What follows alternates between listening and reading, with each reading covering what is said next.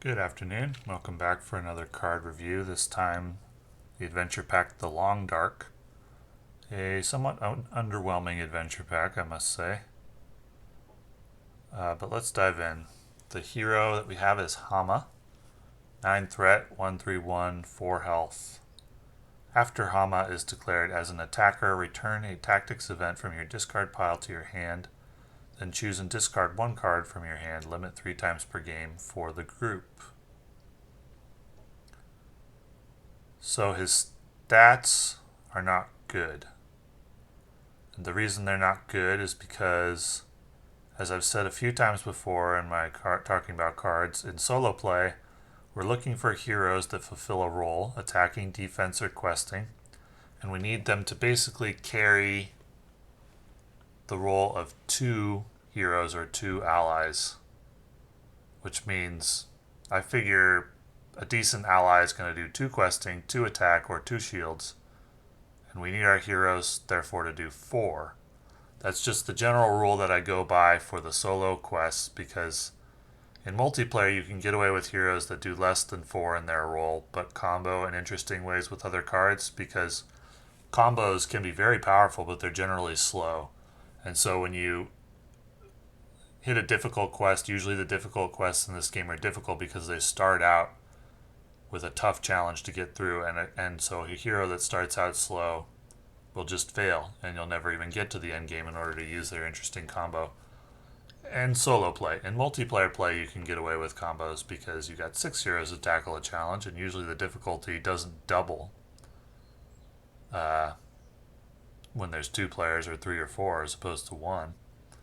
So solo play is the most difficult way to play this game that I've found.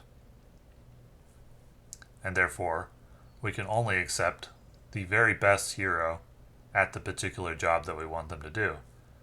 And Hama at 3 attack is not that. And 1 shields and 1 questing is weak. He can't even fulfill a secondary role adequately. And his ability is good, but it's not going to be good right away unless you draw Feint in your opening hand.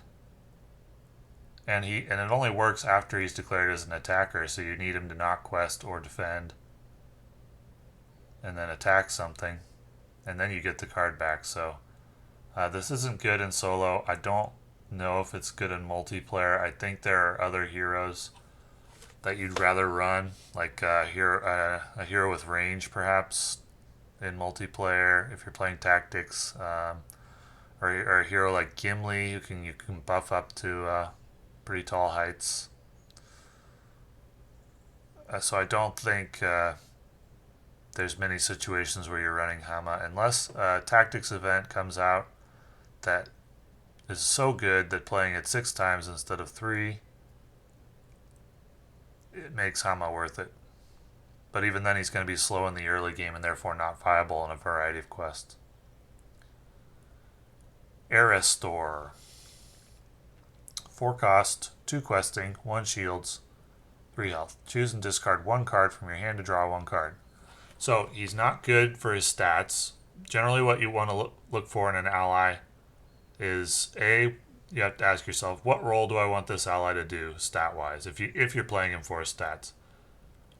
So do I want this ally to quest generally? Do I want him for his attack or his defense? And whatever role you want him to fill, you want him to have as many of that stat as he costs. So, for example, Arwen is a quester. That's all she can do, really. She gives 2 questing power for 2 costs. That's great. We love that every time, even if she didn't have an ability. But she does, which is to also give 1 shield. So she's a great quester for the cost. And she fulfills a minor secondary role of giving a shield out to another character. That's an amazing ally. This ally would be amazing at 4 questing value for it. So, but it's very overcosted for the stats that it gives. So, we therefore have to look at its ability to justify the cost. And choosing and discard 1 card from your hand to draw 1 card helps you when you're running a lot of unique cards.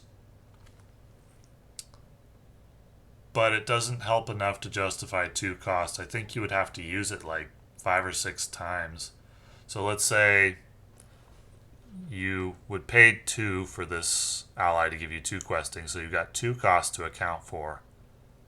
It's overcosted by 2 for its stats. So what is drawing 1 card worth? If we throw away the discarding 1 card and assume we're throwing away unique cards, what is drawing 1 card worth? Well, I would consider drawing 2 cards for 1 cost a good value.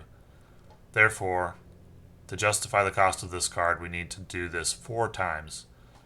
Throw away 4 unique cards to draw 4 new cards, and then that would be a good card.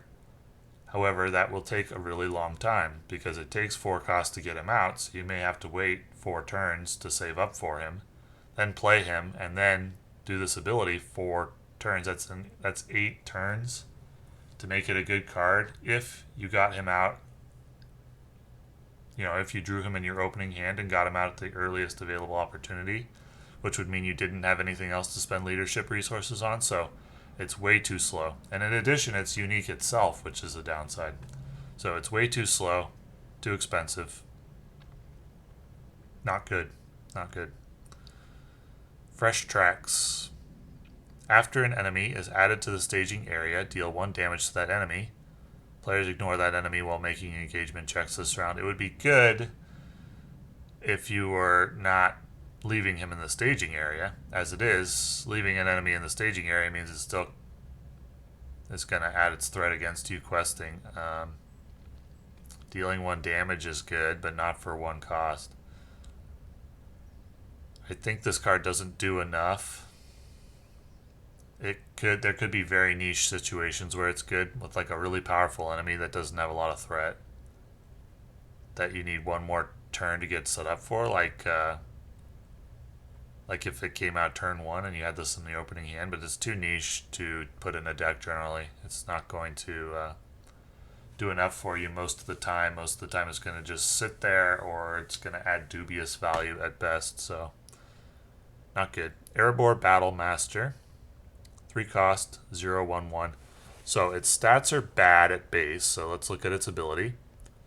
Erebor Battlemaster gets +1 attack for each other dwarf ally you control. So to make this a good card, we need 2 dwarf allies on the table.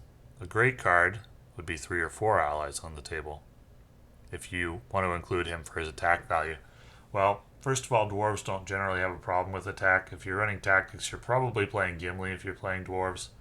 And Gimli's a fantastic attacker and doesn't usually need help, except in certain quests. Now, in certain quests where you're trying to take down something big, and you can dwarf swarm, would this be good? Yeah, I think it would be. Like, for example, a Balrog, a Watcher in the Water. You want to play this instead of Veteran Axe Hand in a situation where you can reliably have at least 2 other dwarf allies on the table. Yeah, it requires some setup, so it's weak early. It's not a card that's going to help you in the early game, but it could help you overcome a difficult challenge in the late game, and so if you need it for that, like if you're not struggling in the early game, but your deck is struggling to find the power to overcome a late game challenge, and you are playing dwarves, then this would be worth including. It's not an essential card. It's not worth buying the adventure pack over. But there might come a time, if you did buy this pack, where you were glad to have that card. But it's not going to be like, hooray, now I have Erebor Battlemaster and I can unlock this new powerful strategy, which is what you hope for usually when you buy a pack, is a new and interesting strategy, a new way to think about the game, a new way to play the game, or just a straight power upgrade in some area. And he does not provide any of those, but there may come a use for him if you have him. Ring Mail, attached to a dwarf or hobbit character. Attached character gets +1 hit point and +1 shield. So it's half of a Citadel plate that's better in some ways and worse in others. Sometimes you want the 2 hit points instead if you're playing Gimli. Sometimes you'd rather have the shields, because shields are used every round and hit points are there in case your shields fail. So, it's okay. It's trying to do 2 things at once in a situation where you'd rather have one or the other. 2 cost for 2 shields would be amazing. 2 cost for 2 hit points would also be good. 2 cost for 1 hit point and 1 shield is 1 card doing half of a job in 2 different areas, which is a little poorly optimized. It's going to be a little unsatisfying to play this card because it's only doing half of the job that you're going to want it to do. So you're going to be a situation where you get full power out of this card where you need the 1 shield and the 1 hit point, and you're genuinely happy that it didn't say 2 hit points or 2 shields. I don't really think so. I think there's a trade-off with this card, which is you really only get half of what you want from it, regardless of what it is that you want. So I'd rather run Citadel Plate. I don't think you'd run Citadel Plate and Ringmail. Citadel Plate can go on anybody, right? This can only go on a dwarf or a hobbit. So yeah, I'd run Citadel Plate instead. Out of sight. Secrecy 3. Enemies engaged with you cannot attack this phase. It's great. Not for 5 cost. It's good in the Secrecy deck.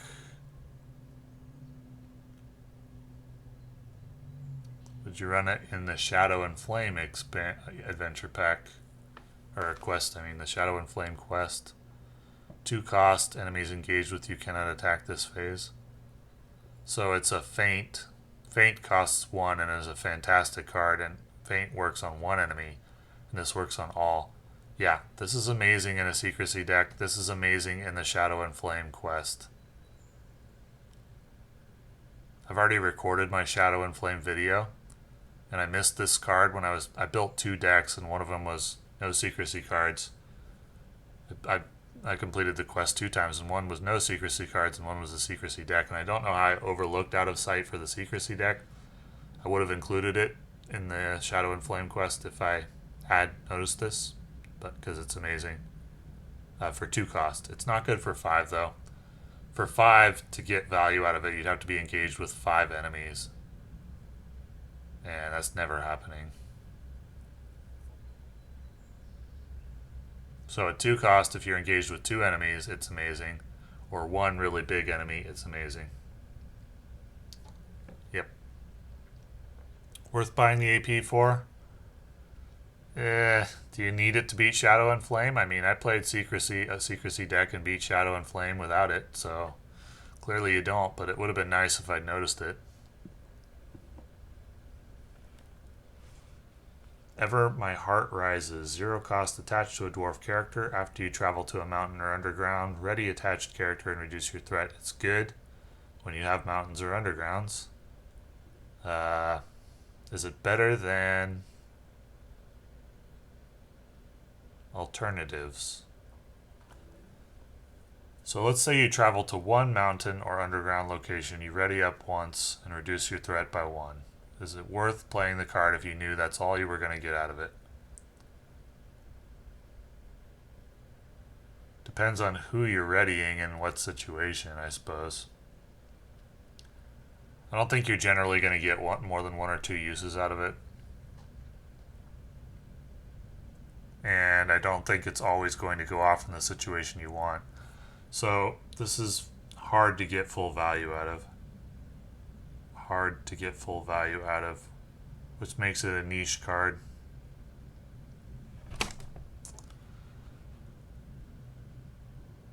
Yeah, niche card.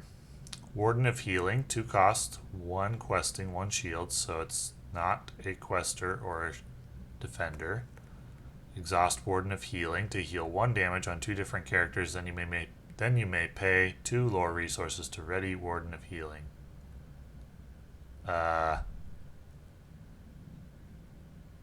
So you stick him in there in case you're getting those cards that damage all your characters, and then he can heal it up. I find healing to be inefficient, frankly. I find damage prevention efficient, but I don't usually like to include healing in my decks unless I have to, because I don't like to design decks where the characters are taking damage. There are some scenarios where it's unavoidable, but generally I like to design decks that prevent damage, not heal it. Is this a good card compared to other healing cards? It fulfills a different role than that one core card that costs 3 and heals for 2. It costs less than that card, but you'll take advantage of it less in less situations because usually you're just taking damage on like one character, in battle at least. In a situation where a lot of characters are taking damage, he could be good. He could even be necessary in that situation.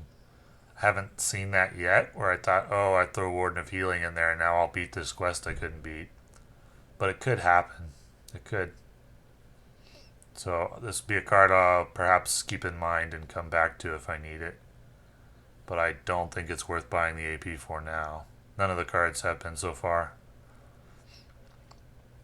Word of Command. 1 cost, Exhaust and Istari. There are only 2 right now, Gandalf and Radagast. To search your deck for 1 card and add it to your hand. So this reduces your variance because you can get a combo card that you badly need, and that happens a lot where if you know your deck well, you're like, I could really use X card.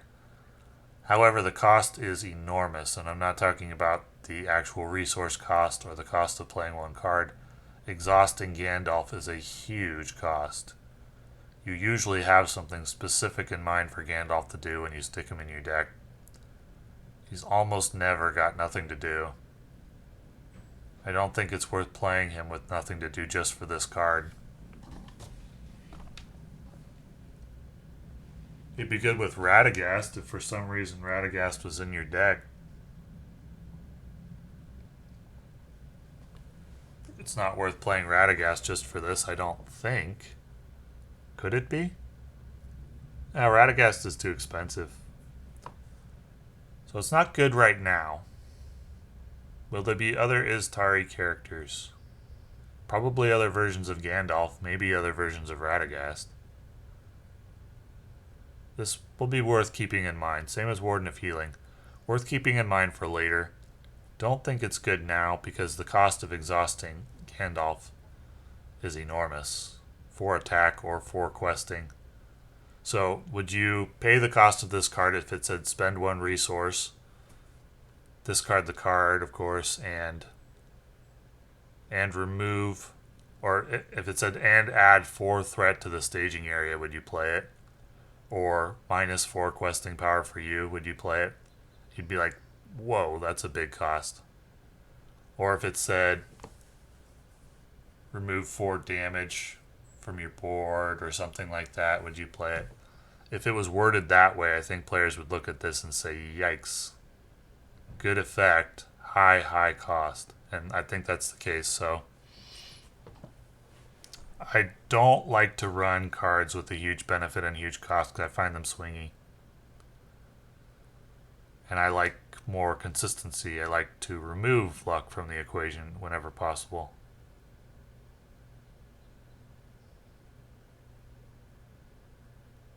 And what I mean by that is there's going to be a lot of situations where you have Word of Command and you can't afford not to use Gandalf for something else.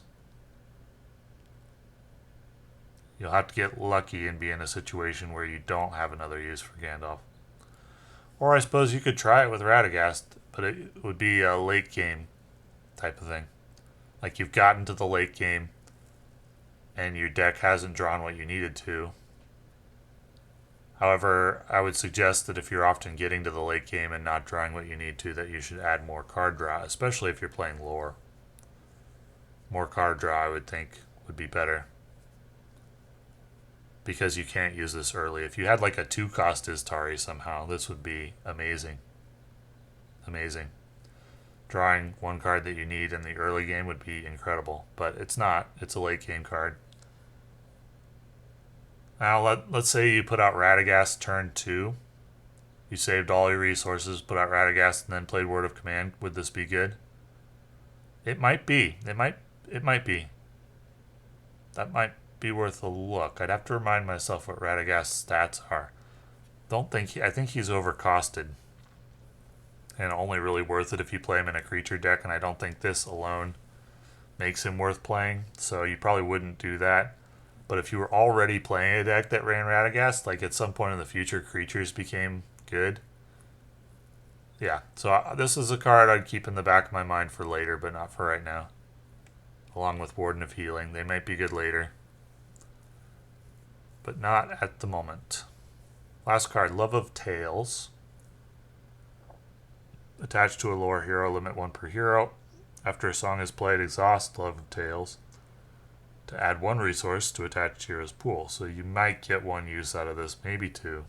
Probably just 1 though, with the decks I've seen. And spending a card to generate 1 resource isn't good. Is there some deck in the future that'll play a lot of song cards? Maybe. Maybe. So put this in the back of your mind, I suppose, for that day. But so that's all of the lore cards actually. Might be good later, but not particularly good right now. Yeah, you can skip this adventure pack. If you're not intending to play the quest as part of a completionist, I want to play every quest type of thing with your playgroup.